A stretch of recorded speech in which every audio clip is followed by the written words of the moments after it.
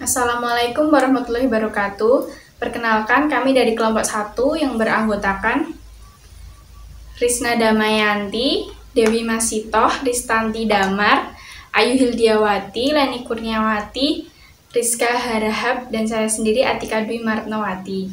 Di sini kami akan mempresentasikan hasil diskusi kelompok kami. Ini menekankan pada kegiatan peserta untuk mencari dan menemukan suatu masalah.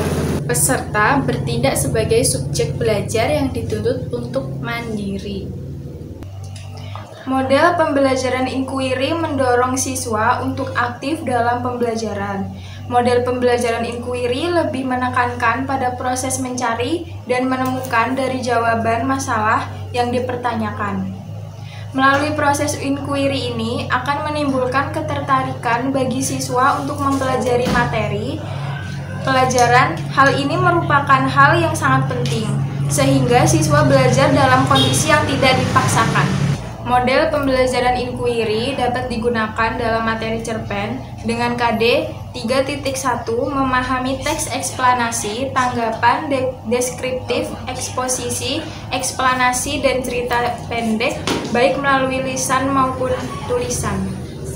Dengan IPK 3.1.1 menjelaskan struktur isi teks cerita pendek, 3.1.2 menjelaskan penggunaan bahasa atau struktur kebahasaan dalam teks cerita pendek.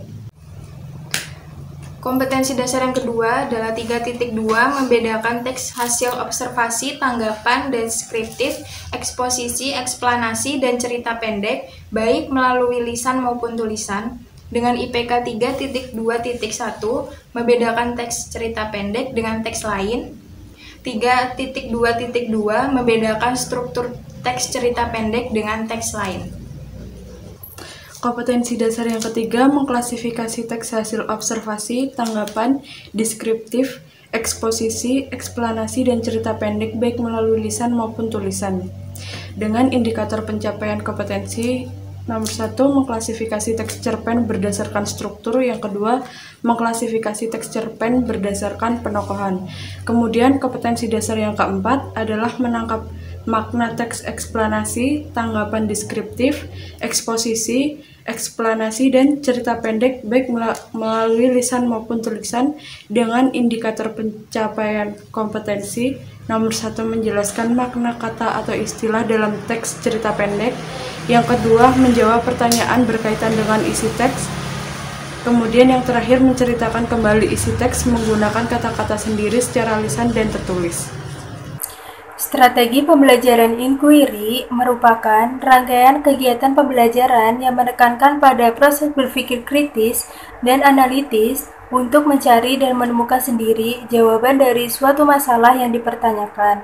Proses berpikir itu sendiri biasanya dilakukan melalui tanya jawab antara guru dan siswa.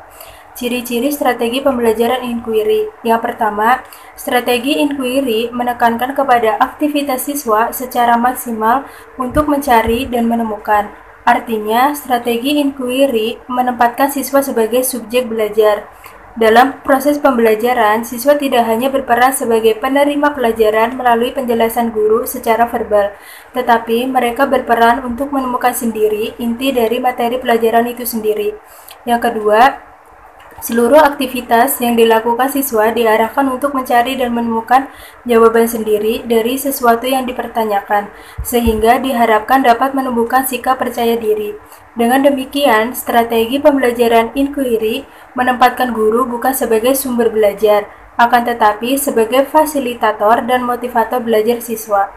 Aktivitas pembelajaran biasanya dilakukan melalui proses tanya jawab antara guru dan siswa. Yang ketiga, tujuan dari penggunaan strategi pembelajaran inquiry adalah mengembangkan kemampuan berpikir secara sistematis, logis, dan kritis, atau mengembangkan kemampuan intelektual sebagai bagian dari proses mental. Dengan demikian, dalam strategi pembelajaran inquiry, siswa tidak hanya dituntut untuk menguasai materi pelajaran, akan tetapi bagaimana mereka dapat menggunakan potensi yang dimilikinya. Kemudian, metode pembelajaran inquiry. Metode pembelajaran inquiry pada materi cerpen tingkat SMP adalah metode diskusi. karena metode pembelajaran ini menghadapkan siswa pada suatu permasalahan. Tujuan utama metode ini adalah untuk memecahkan suatu permasalahan, menjawab pertanyaan, menambah dan memahami pengetahuan siswa, serta untuk membuat suatu kesimpulan. Selanjutnya, tujuan metode inquiry. Tujuan dari metode inquiry yaitu untuk mengembangkan kemampuan siswa atau peserta agar dapat berpikir secara logis, kritis, dan sistematis. Selain itu, metode inquiry bertujuan untuk mengembangkan kemampuan intelektual yang dimiliki oleh siswa atau peserta sebagai bagian dari proses mental mereka. Mengembangkan kemampuan berpikir dan intelektual menjadi tujuan utama dalam metode pembelajaran dengan teknik inquiry. Langkah-langkah dalam melaksanakan metode pembelajaran dengan teknik inquiry. Masing-masing langkah dalam metode inquiry dapat dijelaskan sebagai berikut. Yang pertama, menghadapkan pada suatu masalah. Artinya dalam langkah ini, guru perlu menjelaskan prosedur yang dilakukan dalam penelitian, menyajikan beberapa situasi saling bertentangan satu sama lain untuk menemukan suatu masalah. Yang kedua, menemukan suatu masalah. Artinya dalam langkah ini, perlu memeriksa tentang hakikat dari objek dan kondisi yang dihadapi dan memeriksa munculnya satu masalah. Ketiga, mengkaji data yang diperoleh dan melakukan eksperimen. Artinya dalam langkah individu yang melakukan kegiatan eksperimen perlu untuk mensosialisasi variabel yang sesuai, kemudian merumuskan hipotesis yang sesuai dengan variabel yang ditemukan. Keempat, mengorganisasikan, merumuskan, dan menjelaskan. Hal ini berkaitan dengan mengorganisasikan hasil yang diperoleh, kemudian ia rumuskan dan menjelaskan hasil tersebut. Dan yang kelima, melakukan analisis, artinya melakukan analisis pada proses penelitian sehingga dapat diperoleh prosedur yang lebih efektif. Sekian presentasi dari kelompok kami, kurang lebihnya mohon maaf. Wassalamualaikum warahmatullahi wabarakatuh.